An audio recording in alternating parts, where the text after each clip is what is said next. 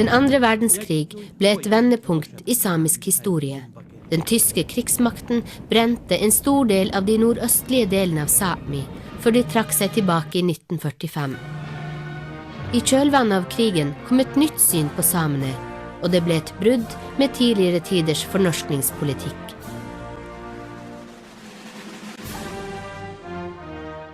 Skolepolitikken kom først i fokus hos myndighetene, og det ble bevilget midler til samiske lærebøker.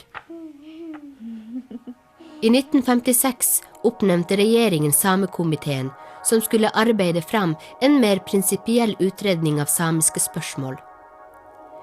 Denne komiteen fant ut at samene skulle integreres i det norske samfunnet, og samtidig skulle samene ha et særskilt vern av sin kultur.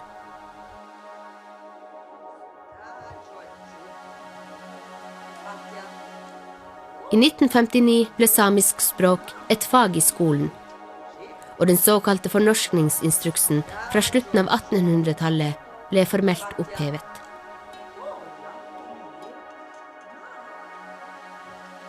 Den politiske og kulturelle bevisstgjøringen blant samene økte. Allerede i 1947 dannet reindriftssamene sin landsdekkende organisasjon. I 1968 ble Norske Samers Riksforbund stiftet. Dette er i dag den største politiske grupperingen på Sametinget. De påfølgende årene ble det dannet en rekke politiske, kulturelle, næringsrelaterte og faglige samiske organisasjoner. På samme tid organiserte også samene i Sverige og Finland seg i lignende organisasjoner.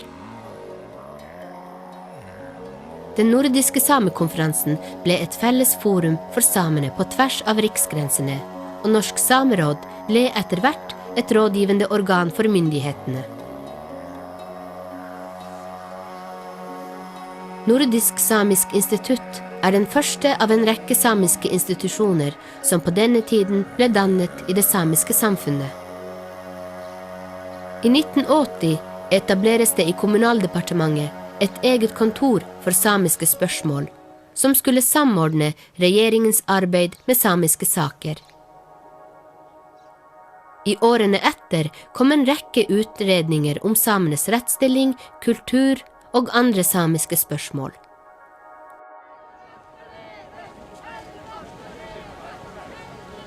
Utbyggingen av Alta-Kautokeino-vassdraget i Finnmark ble miljøproblemer og samiske spørsmål koblet sammen.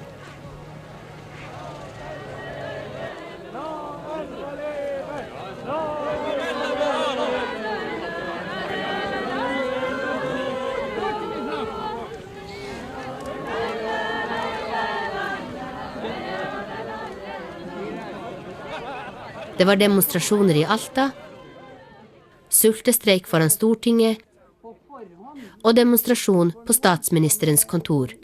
Det viktigste resultatet av aksjonene på 70-80-tallet er vel etableringen av Sametinget i Norge. Denne motstandskampen resulterte i en mindre vassdragsutbygging enn planlagt, og regjeringen utnevnte Samerettsutvalget.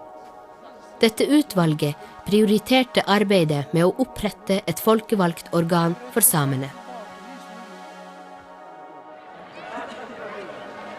I 1987 kom sameloven, og i 1989 åpnet kong Olav V det første sametinget.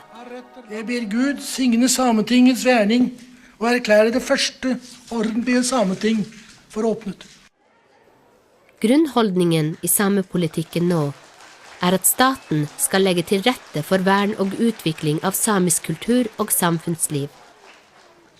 Den konkrete utforming av samepolitikken skal styres av samene selv. Dette er fastslått i den norske grunnloven.